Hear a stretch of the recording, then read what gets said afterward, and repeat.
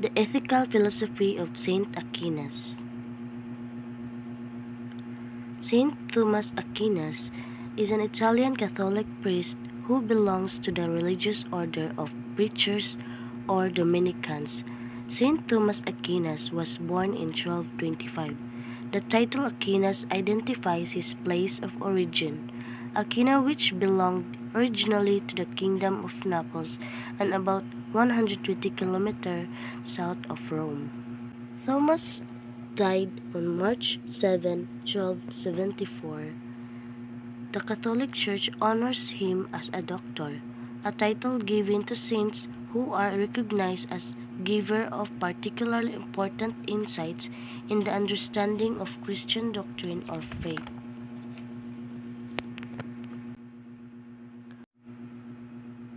One of the options, if one wants to call it that, was arrived at through the meeting between philosophy and a religion of revelation that is Christianity, the best representative of this integration and arguably also an excellent thinking through a reasonable way that addresses the questions of the human person, is the philosophy of St. Thomas Aquinas.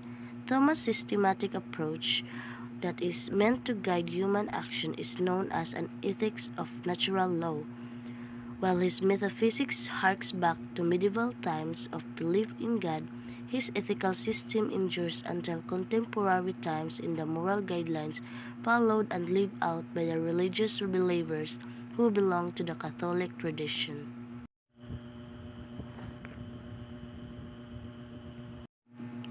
Ipse Deus non deretur means even if there is no God. Thomas Aquinas begins from the standpoint of faith. His perspective presupposes the existence of a God who is the author or source and the goal or end of all reality. This creator for Thomas, however, relates in freedom with the human person and so enables him or her in freedom to recognize true reason, the very principle of foundations of all things. In accordance with this foundational knowledge, the human person can choose to act in such a way that is worthy of one's very reality. One who can reach the wisdom at the very heart of all things is obliged to act in accordance with his or her dignity. The human being then said is to be gifted with the ability to know the highest good that engages him or her in freedom in choosing to act on the good that he or she ought to do. Freedom here is knowing the best goal and being able to reach for it through decisive action. This is expressed interiorly, that is in the very heart of every human person as the dictate of doing good and avoiding evil. For Aquinas, God reveals his good will as the eternal law reflected in the order of reality. Relating with the law as governing all is relating with God himself, whose will emanates to govern all that is. The reality then of life as growth, nutrition, and reproduction is founded on the will that is eternal. Human freedom for St. Thomas, therefore, is an imprint of the divine will in the very being of the human person.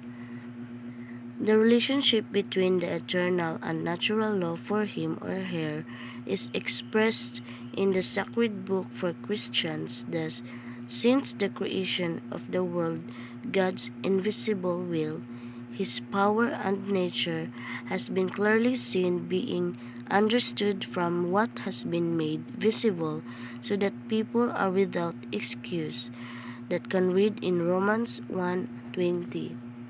The ethics of natural law has gained wide acceptance at one point in history of Western civilization, that it has come to be espoused even if one persents from the faith system that has engendered it. Its non-literature is an expression that highlights the validity of this ethical system with or without faith in the Creator God. Literally, Its non-literature means even if there is no God. This implies that the wisdom of the ethical system, that is natural law, is valid and binding for the human person, even we bracket belief in God. Those who came up with the expression "It's non-literature" do not advocate atheism or protest against the faith. They simply mean that the deposit of knowledge or divine wisdom that comes to us as natural law is valid in itself and is therefore the reasonable code of conduct even for a man of goodwill who may be without faith. Conscience and natural law. The ability of man to know is important in his or her acting ethically.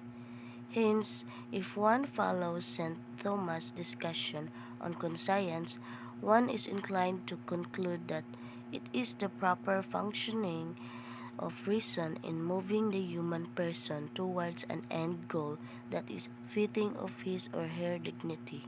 There are different kinds of conscience that may lead us to wrongdoing: callous, perplexed, scrupulous, and ignorant. The uninformed conscience simply lacks education, while the perplexed one needs guidance in sorting out one's confusion. The callous and scrupulous are binary opposites, but both are malformed in being too lax or too strict. Callousness of the conscience results in a long time persistence in doing evil, that the self is no longer concerned whether what he or she does is good or bad. Scrupulousness, on the other hand, fails to trust one's ability to do good and hence overly concerns itself with avoiding what is bad to do the point of seeing wrong where there really is none. These occasions again show the importance of the commitment to educate one's conscience, basically because one cannot do good if one does not know it, and since one's norm for acting is the obligation that is set by one's conscience, acquisition of knowledge as what ought to be done through education is critical for ethical living according to St. Thomas Aquinas. Though separated by centuries, the psychologist Lawrence Kohlberg later echoes St. Thomas in insisting that education is crucial for moral living. 3 contemporary questions. There are relevant questions that can help the Filipino student appreciate domestic natural law.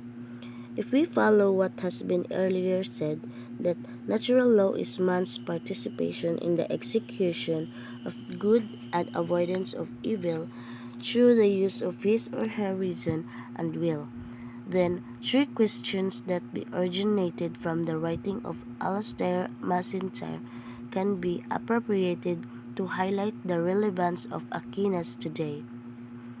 The who am I? Who do I want to be? How can I get there?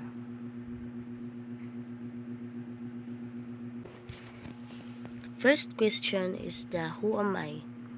Domestic natural law interrogates the identity of the human person. If one is endowed with his or her own facticity, history, and abilities, his or her present reality is accessible to him or her through self-knowledge and reflection.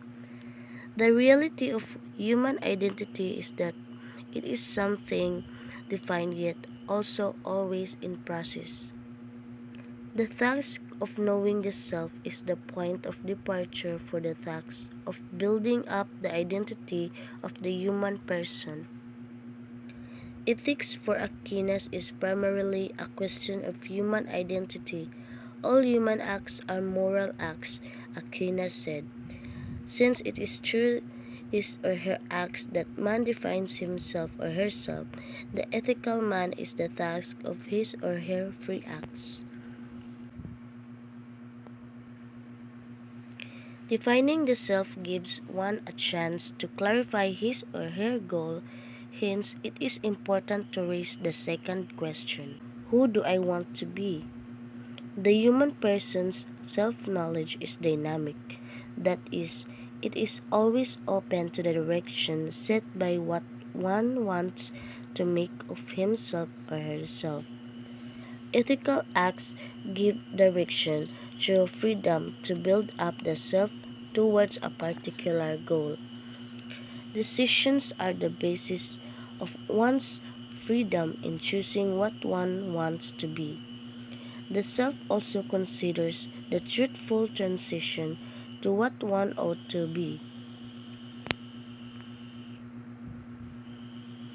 The third question is not very far from the other questions. In truth, how can I get there? Also fully utilizes the sound judgment of human reason and evaluates the best route to get to the goal decided upon.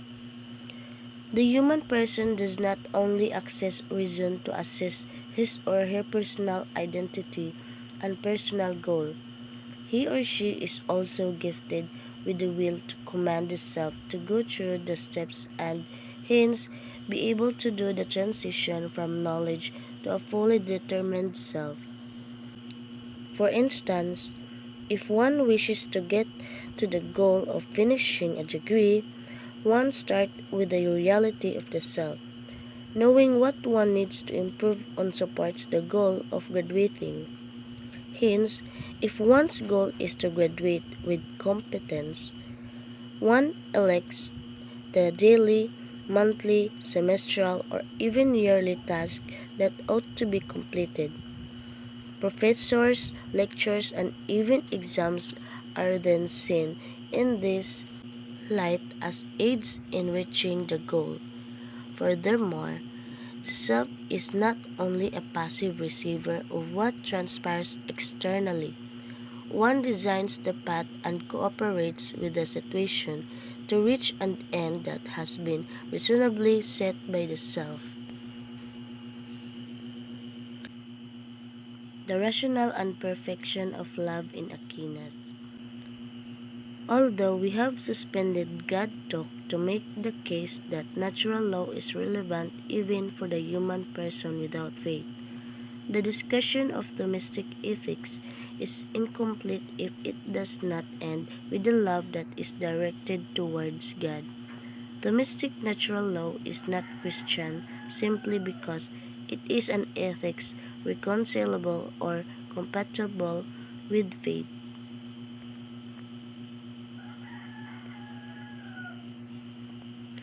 The independence that is given in the ethical order also allows the human person in particularity to be himself or herself, as the singular subject that he or she is.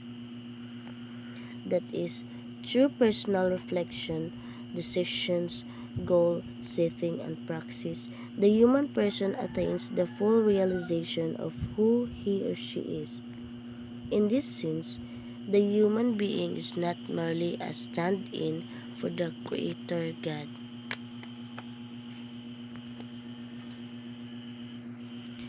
Here, the rationale that is inherent in the natural order finds value. The human person is not only bound to find full maximum capacity of one's being in a search for self-actualization.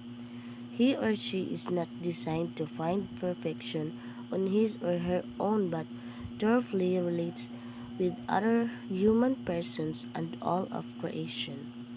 One's goal, therefore, is not only to be the self-made man or woman, but in his or her full effort, be open and available for everything else, and be open for the love or fullness that is beyond him or her. Ultimately, As held by St. Thomas himself, the true destiny of man lies in a gracious perfection that is beyond the human person, yet relates with him or her thoroughly in freedom and therefore in fullness of love. This relationship and loving invitation exceeds the possibilities of achievements and realizations that are reachable by the human person in himself or herself. The highest perfection of man for St. Thomas is in his or her wanting to be with God. In the words that are used by believers, the ethical man is not the perfect man, but one who wants to be saved by cooperating in freedom with what is attainable for him or her. The conclusion: Thomas Aquinas was influential in his articulation of the theory of natural law. He showed us that the universe was determined by an order of love that ought to define the sense of the good of human beings, whether one believes in a transcendent, loving God or not.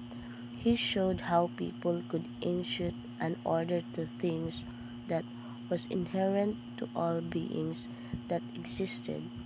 Whether one was a believer or not, one could see that there is this order, which is the ground of people's wholeness and self-realization.